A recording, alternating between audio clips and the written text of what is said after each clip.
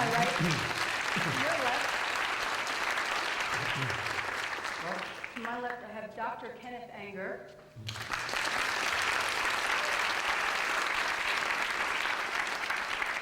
Kenneth was recently given a Doctor of Humane Letters, is that correct, at Cal Arts? We'll refer to you as Doctor from here on in? I like it. Okay. I waited long enough for it. And Larry Jordan.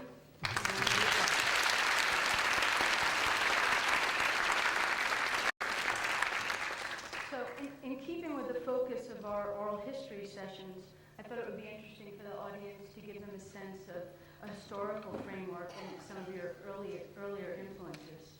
So can you tell us a little bit about some of your early literary or musical influences? And did you guys go to art exhibits? And what type of things were you reading? Did you go to concerts?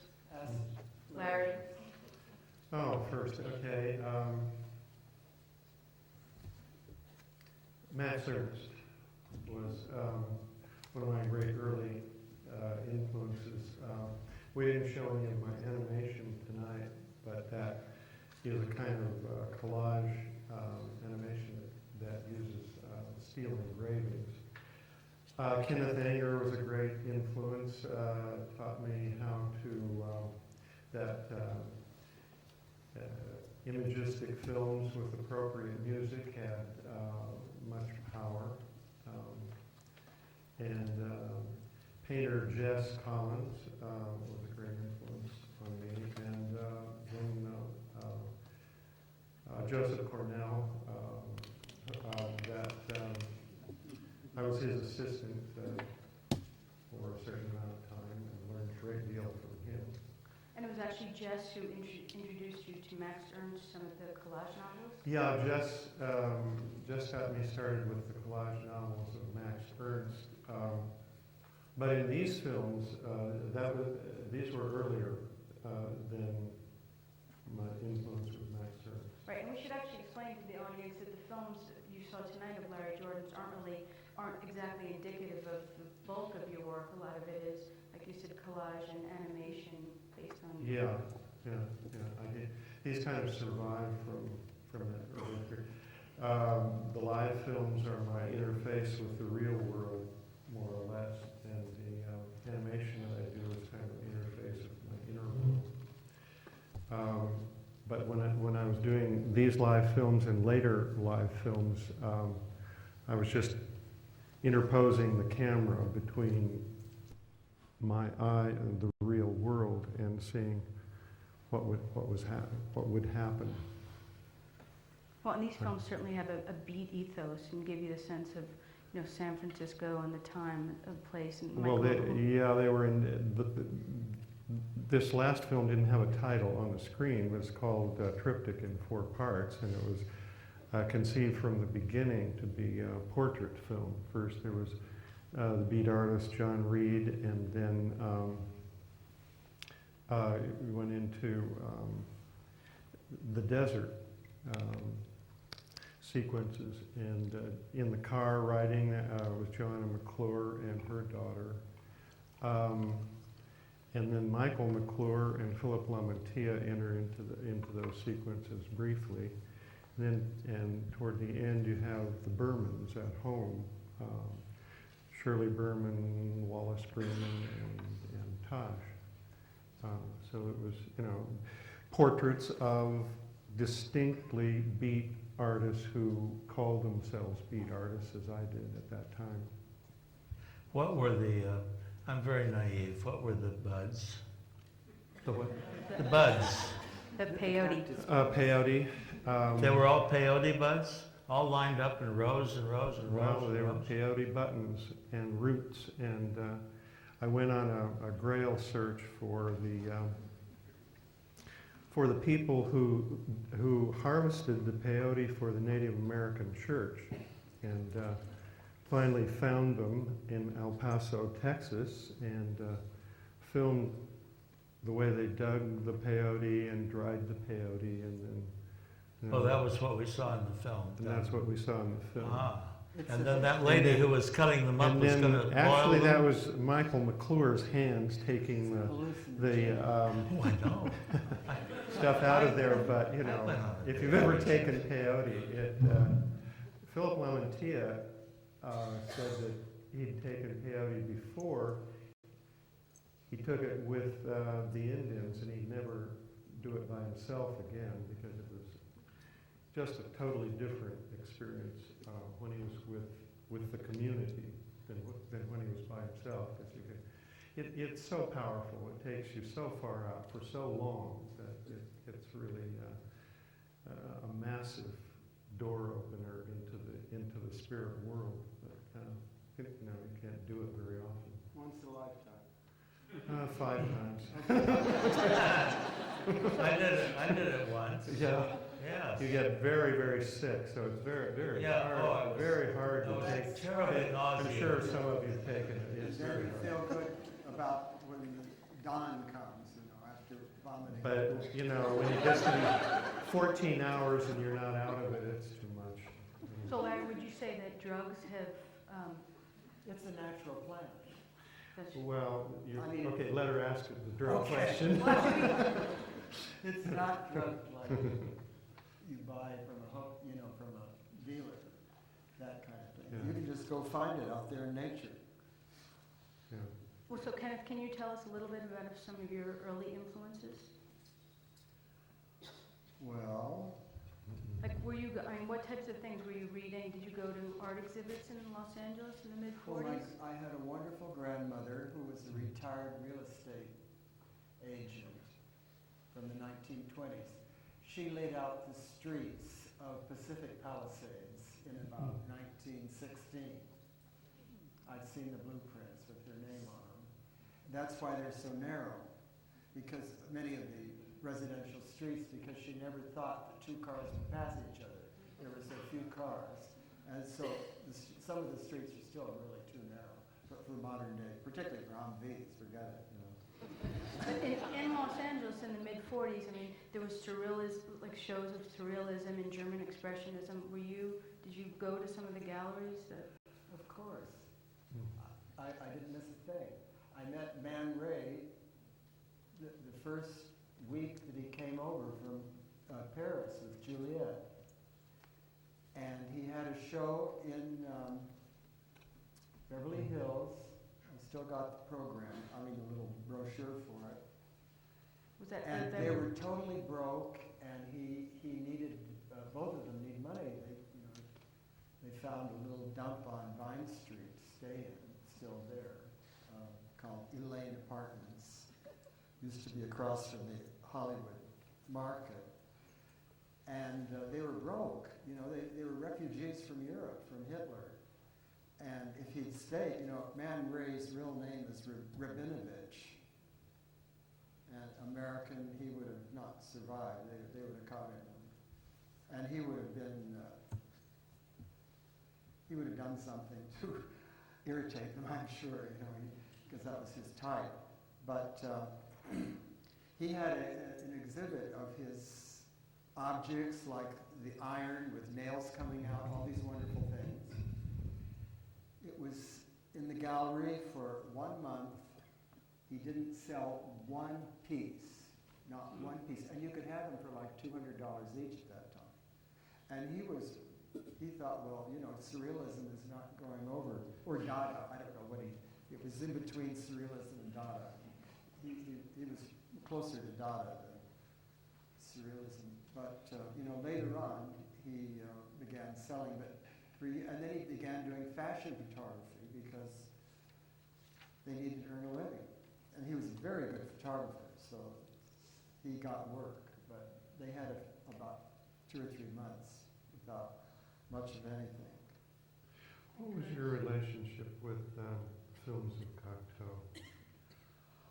Well, you see, it isn't like growing up in Hollywood in the 40s, there was no culture. It's ridiculous. There was a little, about 10 of us that liked avant-garde films. We'd rent them from the Museum of Modern Art, or we'd talk about them. There were books about them. There were critics like Parker Tyler that wrote about them. We wanted desperately to see these things. So where did you show them when you rented? Well, there were theaters at that time, which are gone now, called the Esquire. that showed French films. And there was a whole bunch of expatriates from Europe that would go. And of course, they had subtitles, mostly written by Herman Weinberg, a friend of mine. Rather clumsy translation sometimes. But I saw Blood of a Poet, signed to Poet, at the Esquire when I was about 15. And I'd already read everything I could read about it before I saw it. So I knew it was a dream film and everything. And so I knew this could be done. It was made in 1930. And of course, he had a sponsor, a very rich man, Vicomte de Noailles, who was a high official actually in the Vatican, paid for it. And he was excommunicated afterwards. And also, at the Clara Grossman Gallery, they showed a lot of films. Was that one of the places that... Yes, well, Kenneth and I both, that's actually where, as I remember, Kenneth and I originally met, was at some of the screenings. She was a woman who had an art gallery on Hollywood Boulevard. And Remember what kind of work that she showed? very leftist paintings. Well, they were modern art, you know, abstract. Yeah, but- some yeah, leftists, some. like workers with a fist up and that sort Yes. of thing. Yeah, that's what I remember mostly, but she And did then some abstract. This was the war. The Russians were our allies at the time. You know, there was Chaplin gave an impassioned speech at a fundraiser in the Hollywood Bowl for care packages for Russia. You know, and you know it's very moving. Everyone was crying. So that's actually at the Clara Grossman Gallery. That's where... Well, she showed Gallery of Modern Art.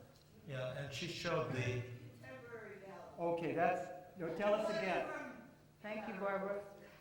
Contemporary. Yeah, Yeah. That was a key word at that time.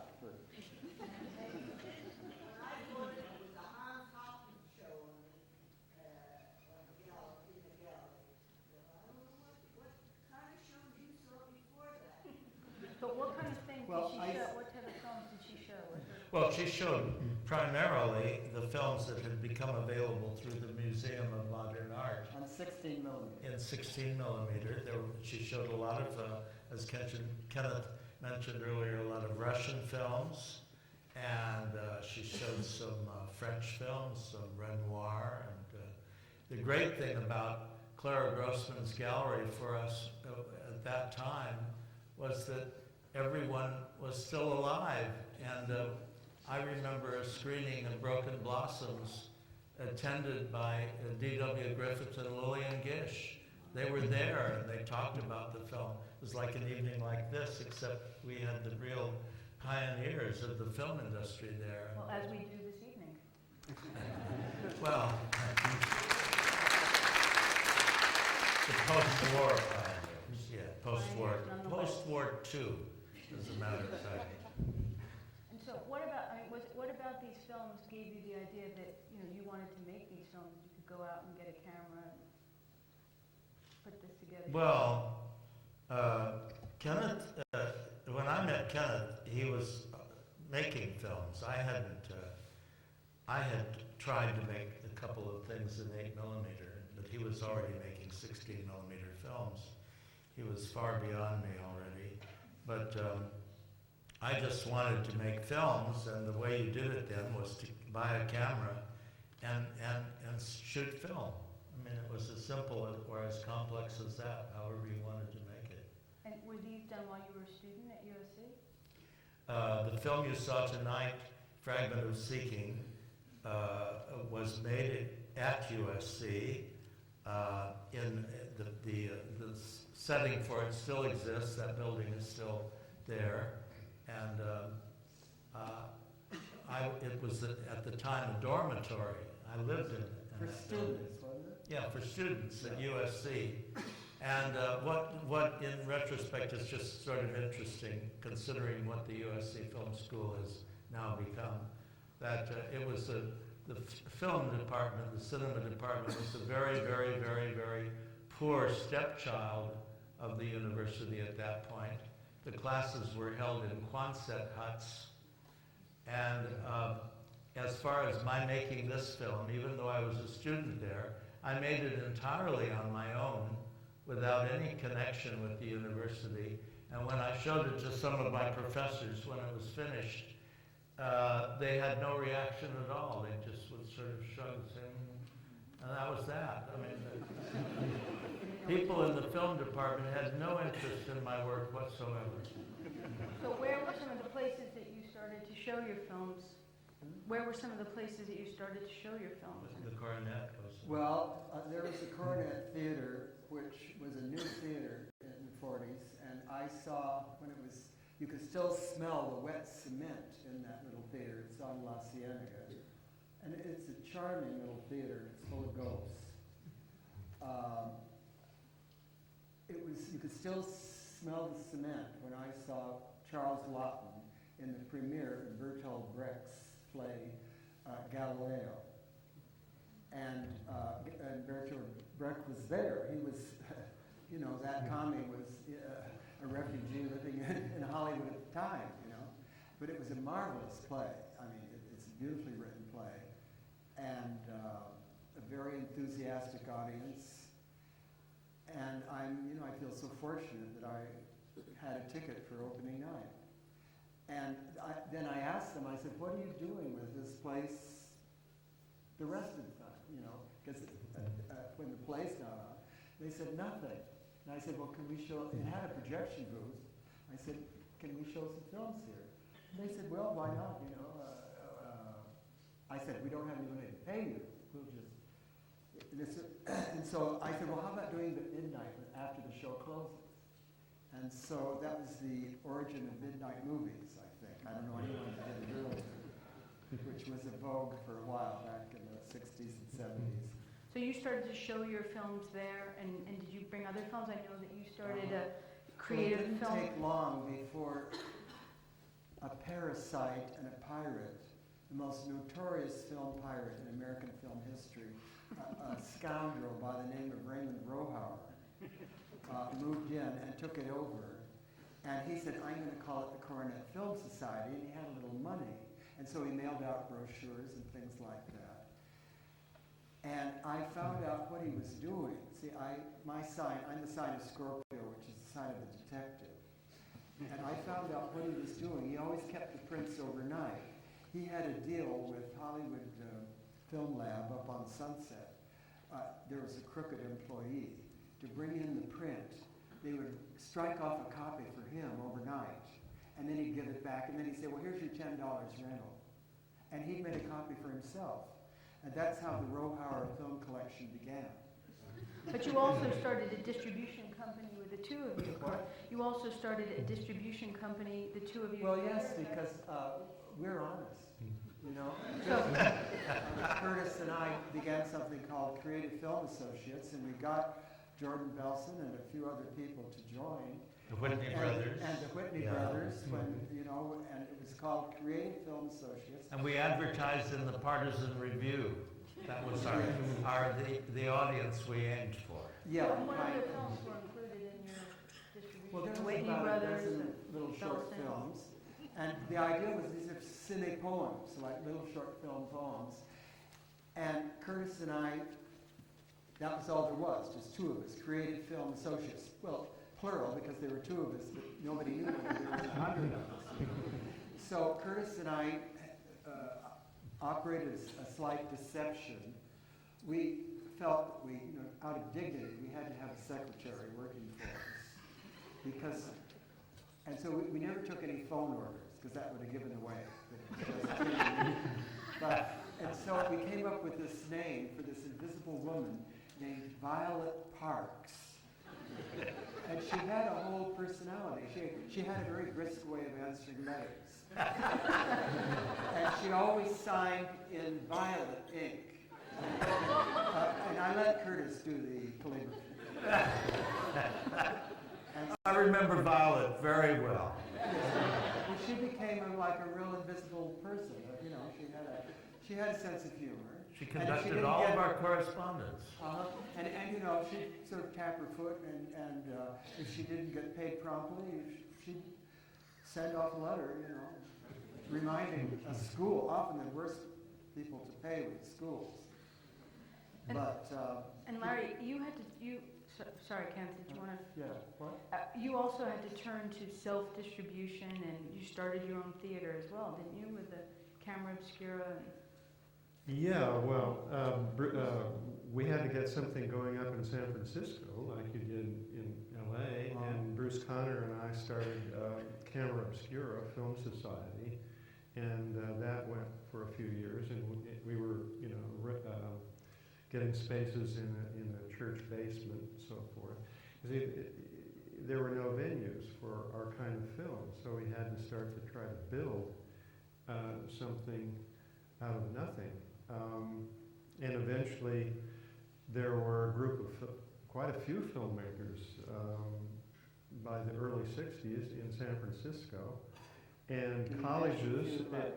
Peterson and Broughton and so forth. Yeah, and some of them may not know. And there were money in the schools at that time. The country was experiencing the beginning of a flush period, and there were budgets, and so the schools were renting experimental films, and so we decided that it was too much of our time was being taken up mailing them out ourselves. So Robert Nelson, Ben Meter, and I started Canyon Cinema Co-op, borrowing Bruce Bailey's name of Canyon Cinema, and then we hired a person and started renting the films through an office. So, it's still there. And it's still there. They have my films. I don't know about Curtis, but they have my films. Your film. Yeah. And so what was the audience, did you have an audience immediately, or did it take a little time to? Surprisingly, there was an audience for this kind of film, mixed in with the early European avant-garde films that we were all getting from the Museum of Modern Art and showing. Yeah, there was a woman working at the Museum of Modern Art who was very influential and helpful. Her name, she was a Swedish-American woman named Margareta Ackermark. And she knew what we were doing, she supported us, and often she'd send the prints out without any money guarantee or anything, and we of course send them back on time. We wouldn't keep them or something like that. And so she trusted us, and she did help, she was a supporter. And she was the best librarian in the film department they ever had at the Museum of Modern Art. And some of those prints, Museum of Modern Art, were housed at the San Francisco Museum of Modern Art, and I used to be hired to maintain them, go over and clean them, so I could also take them home and look at them. And really, that that was an early part of my film education. Was, I would like to mention films by myself. What happened in New York. Maya Deren, being the real pioneer of this post-war film movement, since she started making her films in the early 40s, and she showed her films on her own at the Provincetown Playhouse in New York, and that started the whole thing there.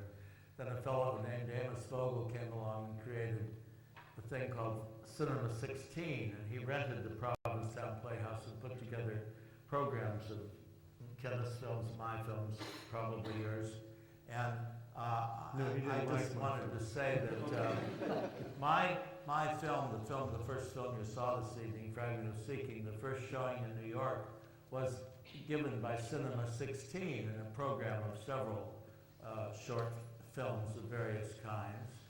And it was reviewed by the Daily Worker, because in this period, the communists were alive and well in America, and the Daily Worker was an important leftist publication.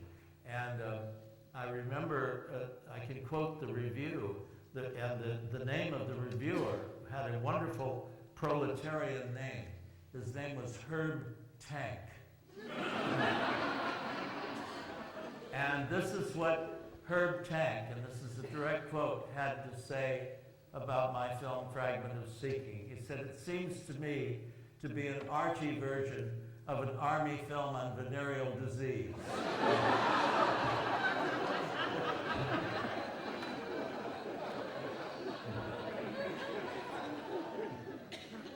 So, over the vicissitudes of filmmaking of this sort. And so can you tell, like, when you started showing your films in Los Angeles, what was the reaction? You mentioned to me you screened the films at the Schindler House one evening, and Kenneth, do you remember that? What? the horrible Schindler House. incident? The At the which? Schindler House? Yeah, I remember it. It's a house without any glass. I mean, it's just the breeze and pieces of canvas flapping around. I would love to have it. I mean, it's sort of outdoor living before the days of having smog, you know. It was fine. But it's still there. But the screening that we had was the screening.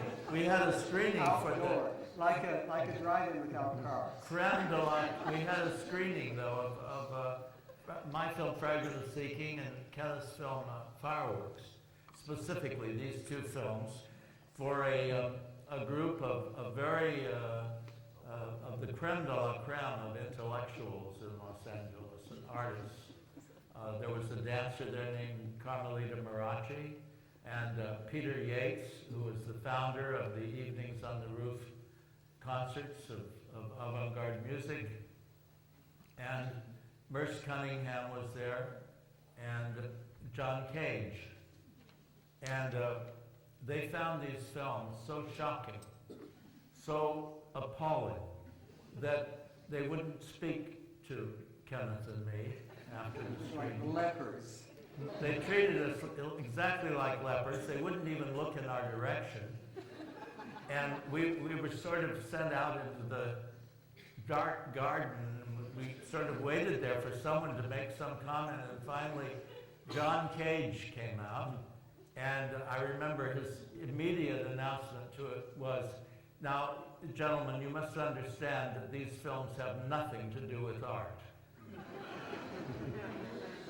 And so that was an early example of the kind of disturbing response we got to these films at that time. We didn't have such a rough road up north. We never tried to go with the intellectuals or any of the people who were established. We stayed with the blue collar. Well, we were invited. But the parallel was similar. Bruce Bailey over in the East Bay and Canyon was showing films outdoors and in the backyard, you know. But it was just the real people who came to look at them. They loved them. Mm-hmm. Well, we had a lot of admirers too, but it was very interesting that this creme de la creme audience of LA intellectuals and artists were totally shocked by these films. Well, perhaps you've forgotten, Curtis, but there was a midnight screening at the Coronet Theater. And I wrote it down in my diary, so I just am not, enhancing the past. James Whale came, and that's when he decided to do an oil painting based on fireworks, which was hanging in his bedroom in Pacific Palisades. James Whale was the director of Frankenstein and Bride of Frankenstein and The Old Dark House and so forth, and he became a personal friend of both Curtis and I. And also Dr. Alfred C. Kinsey came to the midnight screening, and that's how I sold my first print of Fireworks. And it's still there in the Institute for Sex Research at the University of Indiana in the collection. And he paid me $100 for it, which was kind of big money at the time. I know, Kenneth, that you've certainly, your films were certainly controversial at some times. Well, why do you think I made them? I didn't make them for good housekeeping. Can we go to some of the images that we have? We have a couple of pictures that Charles Britton, the photographer, took of you protesting outside the cinema theater. Well, that was later. That was in the 50s or 60s. Because, you see, I've been cheated all my life. It sounds very paranoid, but it's true. Because, for instance, Can you see that? that's the cinema theater. It's now a porn house. It's on Western Avenue in LA. Was it a porn house back then too? Or No, soft? it's an Well, art house showing French films and Italian films. They're showing Sin in the Suburbs. And it says adults only, but, well, you know, it wasn't like what adults need today. But this is my soul, I was the only one on the picket line. What were you picketing? Well, how would you feel if they found a stolen print of inauguration of the Pleasure Dome and they were running it without paying me anything, and they were paying the thief? Or nobody, I don't know, I never knew where the money went, it sure didn't go to me. And so they were running it like for 2 weeks, and I wasn't getting a dime, and I said, well look, I have the copyright on that film. And so I went to the sign shop and had the sign cost me $25. Professional. It isn't like some hippie scrawl. Well, and also, And I did that back and forth. You know, luckily it wasn't raining because I had my good suit on. But I did it for the whole run of the film. And people came and gawked at me, and I got in the LA Times and the Hollywood Citizen, and you know, I know how to, like Dolly, I know how to get publicity. well, can I ask you, wasn't the manager arrested later on? Well, yes, I saw to it. His name was Ruth Sher. There he is behind, saying, please stop. That's him. Tracy, you know, he'd say, come on, you're ruining my reputation. He flew all the way out from Colorado where he lives. It's called the Lou Sher Art Chain. And he was beginning to show some sort of slightly naughty films like I Am Curious Yellow. You know, he was moving in that direction, getting some Swedish kind of, well, you know, they were artistic, but they showed a little bit more flesh than American films at the time. And people would pay money and see him even at midnight, you know, I mean, just to have a little bit of, you know, all that Swedish eroticism running around in wet fields and all that. Well, maybe we can actually start. This is montages by Edmund Teskey, who is, and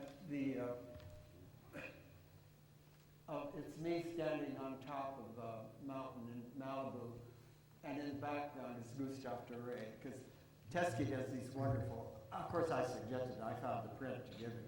It's from Paradise Lost. It's the Battle of the Angels. And that print is in the collection of this place here, the Getty Center, and I'm very proud that it'll be there and probably survive. Because Edmund died, and just before he died, there was that 94 earthquake, and the roof fell in on his negatives and ruined thousands of them. Which is just fate, isn't it? You know, art is very dodgy, and it's so easily destroyed. I have people that have lost their entire collections of negatives and photographs and things, and these fires that are going on right now. And I knew Peter Stackpole that used to work for Life magazine. He lost all his Life Goes to a Party negatives. He did the series for Life magazine called Life Goes to a Party. He had thousands of pictures that were negatives that were never printed because, you know, you take 100 for 1 or 2 that are in the magazine. They all went up in the Oakland Hill fire 10 years ago. Well, maybe we can switch tacks a little bit. You know, I know that all of you are interested in the occult, and you know, you use the terms magic and alchemy to describe your work. You know, can you describe what that means to your work, and you know how you use those terms? Well, yes. Well, I mean, you describe your work, you know, yourself as being an alchemist. In the mid-'80s, I did a long animation film called Sophie's Place, and I dubbed it an alchemical autobiography. And I can't tell you a lot about alchemy because I don't know a lot about alchemy, but I am an alchemist. Of light and images. Of making something out of nothing. Yeah. Of making light and spirit come from very humble sources of imagery and light. In that sense, you know, I don't know what the early alchemists were up to actually, but They're trying to make gold out of shit. well, that's what they were said. That was the rap on them, but there were some. And Kenneth? I mean, Well, it's a hobby, like, it was, you could work and work and work away at whatever, There's plenty of that material in the world. and Kenneth, for you, I mean, you've been involved with magic from the beginning in your work. You spoke about your screenings being ceremonies and involved with the OTO and Aleister Crowley. How did those I'm a terms? member of the OTO, and I now have achieved the degree. It's odd because everything in my films predicts it. Like I used years ago the song, I Am a Hermit. Well, I've now graduated. See, we take different steps, different major arcana of the tarot deck. And I've now graduated recently. I've been given my degree in the Hermit degree. So I'm officially a hermit. This is usually reserved for older guys. Well, my work has never been directly connected with the occult, except for one film that I made as a tribute to the painter Cameron, who was an occultist, and that film I used the alchemical idea of the baser transmuted into the finer through art. So by analogy, I have her, the artist, present her work, and through her art, she herself becomes exalted as a figure in gold at the end of the film. So it was all just a gentle use of that symbolism. Well, you're using your paintings. And the are I you talking said, about Wormwood Star? yes. Well, tell the title. I mean, So rarely seen. It's called The Wormwood Star, and it presented Cameron at the beginning. Will you tell us a little bit about Cameron, her work as an artist, and she was Well, involved in Kenneth knew her much better than I did as a I person. lived with her. Yeah, you really knew her, but I admired her work. I admired her work as I knew very little about her work, or nothing really about her work in the occult. But as a painter, I admired her work very much. I thought she was a marvelous painter, and she had done this particular series of paintings on parchment, and I wanted to celebrate them in film. And as it turned out, it was a good thing I did, because shortly after we had completed shooting the film, and I shot all of these paintings, she destroyed them. Well, she liberated them. Well, you explain, Kenneth. Well, I saw her burn these gorgeous things because she was liberating them in the flame. I mean, she was a very high-level occultist, and she never sold a drawing or a painting in her life.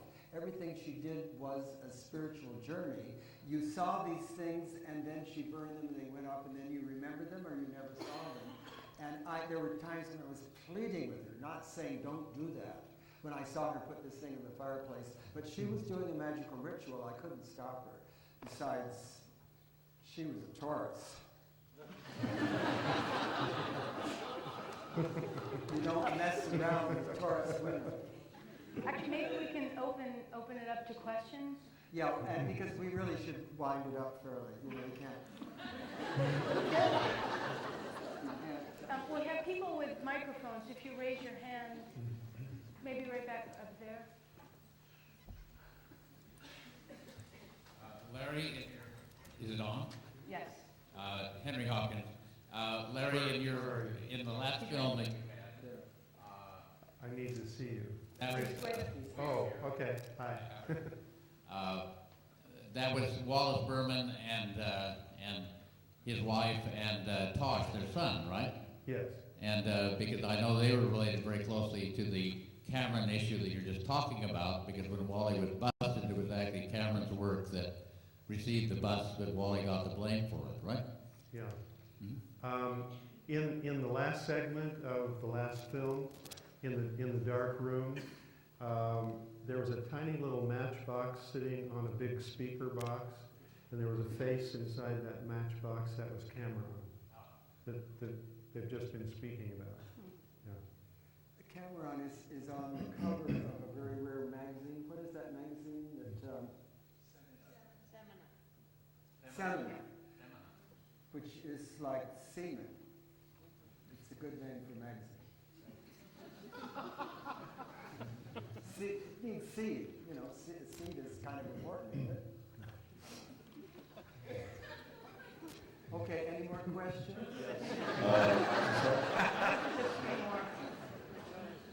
It's on. I know you were in San Francisco and Los Angeles, so the three of you were a little spread out, but was the queer community very supportive of your work and your work as artists and your work? Were they particularly supportive, or were you ignored by them and just embraced by general weirdos? Are you talking about Hollywood, the establishment? I mean, the Not film the industry? establishment, no.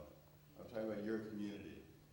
What community? I'm a loner. I'm a lone wolf. I don't have any community. The other I think he two. was referring to you were referring to the queer community? Yeah, The and gay The gay community were your That films? word didn't even exist back then.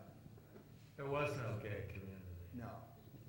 And I've never embraced it. I really don't like it. And neither did Christopher Isherwood and a number of other very esteemed writers I can name. I mean, gay is a silly label. It makes its airhead label. And fuck it, I really hate it. And you know, I hate putting labels on things. This lady put the label of beat on me, and it's not a kid. It's absolutely. I tried to qualify it. Okay, next question. I'll tell you, the way that I'm a beat is I've shared a pipe with William S. Burroughs. If that makes me a beat.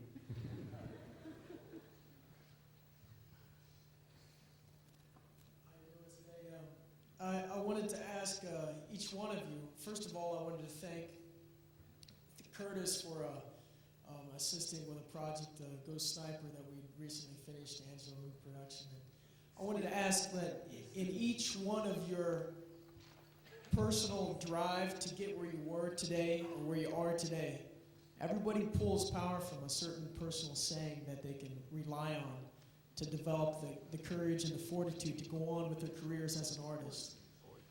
And some people refer to like a saying, a quote. And so if someone was to look at these quotes, they would say, well, that's the kind of person he is. What would your quote or your strength of advice be, Curtis? Oh, me? Yes. Oh.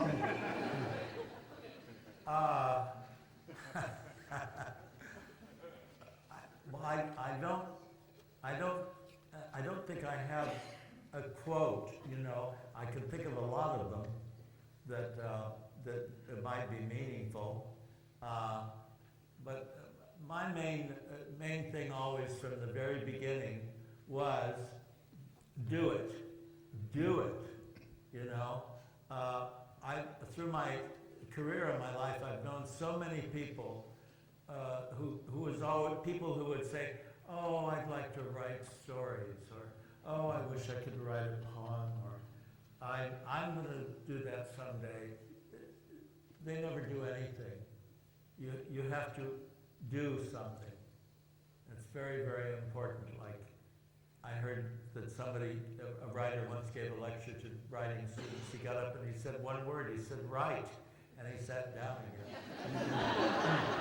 Thank you very much. I appreciate that. Good advice. Would either of you like to respond to that question? If you also have like a certain, one thing that motivated you through your careers as well, I'd like to hear that too. And I'm sure that would be very interesting for us to hear what personally allows you to go further. Who, me? Yes, Kenneth. Well, you see, I actually had plans to go into the Hollywood industry. I was a child actor in one film, which had been Summer Night's Dream, when I was 4 years old, was playing the changeling. That was through my grandmother that knew Max Reinhardt, who directed the film. And I worked for exactly 2 weeks with Anita Louise and Victor, Victor Journey. And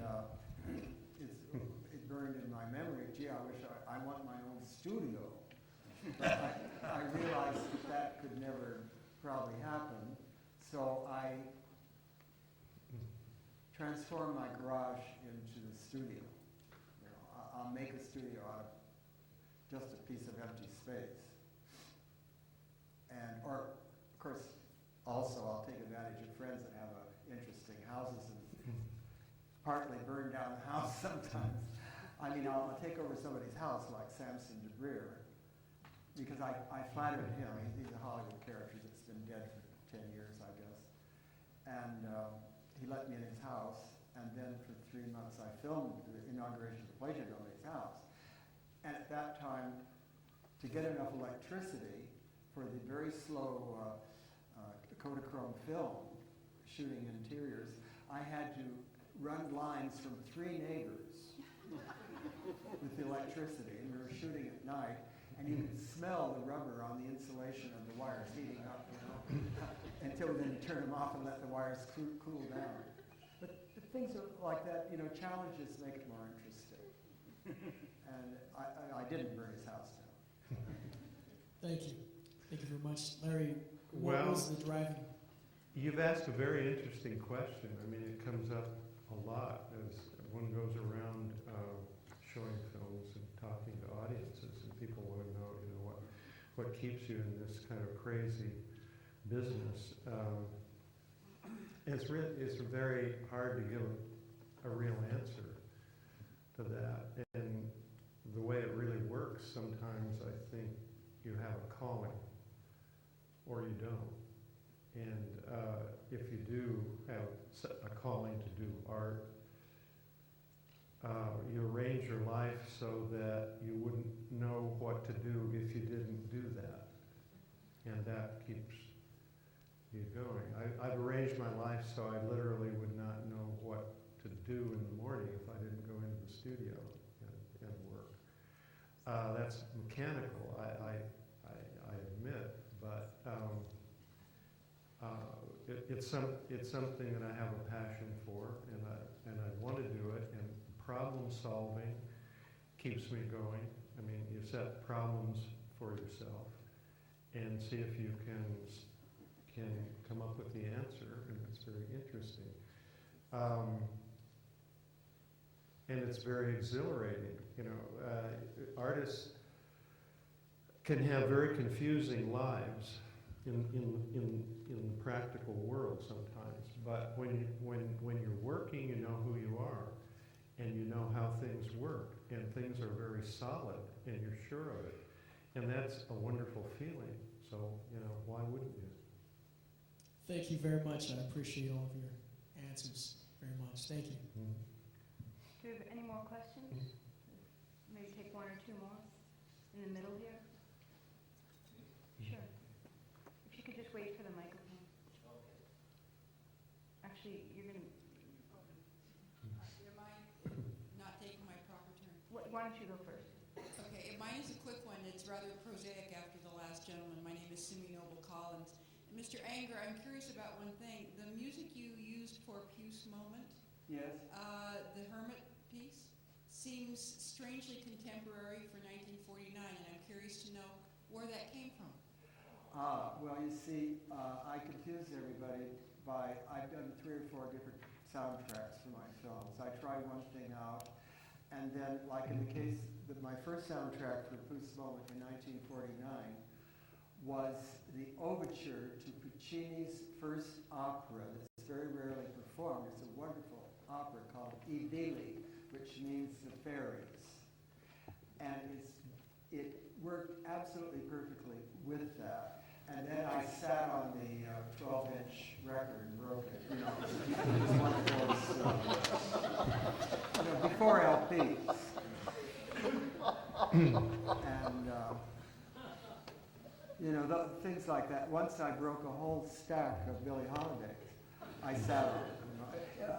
Putting a stack of records on a chair is not a good idea. But, So that song came from later? excuse me? That song is from a later period? Yeah, and that fellow, he saw the film after I'd lost the original soundtrack, and he said, well, I'll do one for it. And the idea, you see, that fellow whose name was the Egg, I mean, that's the name he invented for himself, at the age of 18, went into a Buddhist monastery on the border of Scotland, and he's still there. And, you know, if I want to see him, I can go see him there. And, you know, he wears a yellow robe, and he shaves his head. And he's a cool kid. And he found a place for himself. And you see, the song says, I am a hermit. You see, it's sort of twisting this glamour girl into something else, you know, what he's saying after he saw her. And the, you know, the sensuality of smelling the perfume and all that, you know. And the perfume in that bottle was Shalimar, which is a fabulous perfume of Chanel. And it was very popular in the 1920s. And the dress she was wearing was, there was a color called puce. Puce means flea in French. And there's a wonderful color that was popular at the time, which is green, and then it changes to brown and green like a, you know, it's that iridescent thing like a beetle. And it's still there in nature. You can go look at a beetle and it'll do the whole light show for you if you want. But, you know, more than I think probably any other filmmaker working, I am a restless person, soul perhaps, and I often change my soundtracks. I try this, I try that. That's why I embrace completely the label experimental. I'm, you know, like an alchemist, I'm still experimenting. I say, well, what, I hear something, new piece of music, and I said, well, gee, why don't I try that? And you see, I've done 4 different soundtracks for Inauguration of the Pleasure Dome, and now I've gone back to the original, which is, and I paid the rights to Leos Janáček Slavonic Mass by Raphael Kubelik, and I paid the rights back then when it wasn't very expensive, and so I went back. It isn't like I'm ripping off all these musicians, because I respect their work and so forth. Even though, frankly, Curtis and I did rip off. He ripped off Prokofiev and Shostakovich, and I ripped, for fireworks, I ripped off Respighi. But I don't call it ripping off, I call it borrowing. Yeah, well, it's actually a homage to these people that we love. You see? Right. Should we take one more question?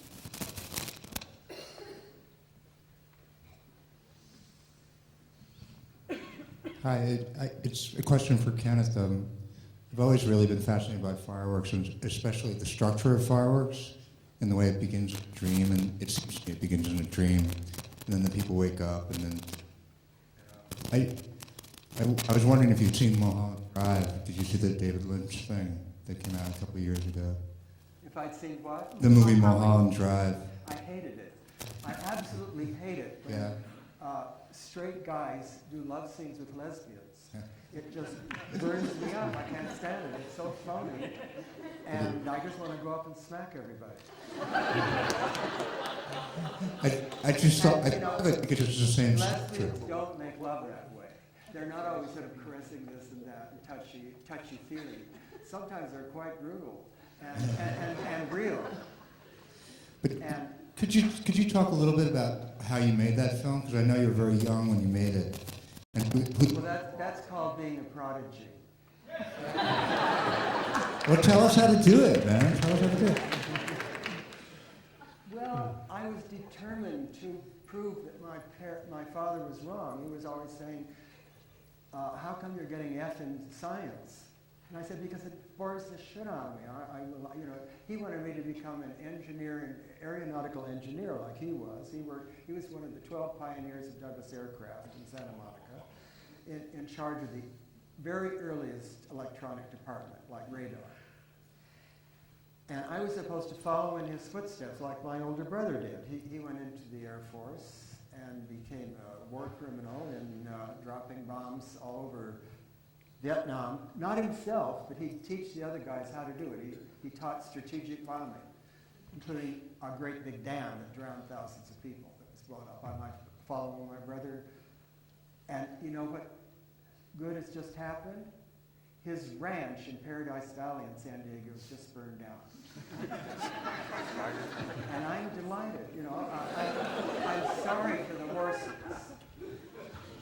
horses got poisoned by the smoke or something. But how old were you when you made the film? 17, 1-7. And where did you find the guys to be in it? Wasn't it a really hard thing to be in it? Listen, I used to have charm.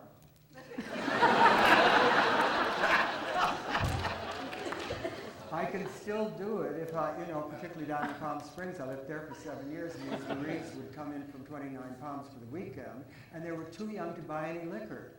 And so they said, well, Ken will go in and buy it for us. And I said, well, you give me the money. I'm not going to spend my money on your six-pack. But I have a way with what I call the common man.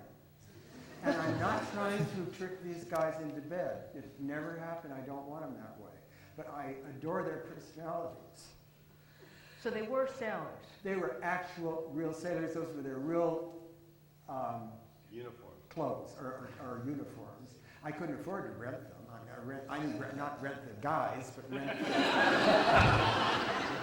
rent the uniforms. And did you stay in touch with them? Like, how do they feel about being in this film? It's so beautiful. One of them, named Gordon Gray, they were all at USC. I met them in the cinema department because they were learning to be combat cameramen on 16 millimeter, and they do. And the actual 16 millimeter negative film was a gift from my cast, liberated from Uncle Sugar. That's what they call Uncle Sam when they light-fingeredly take something that, there's so much waste in the government. Yeah, there's an incredible amount of waste.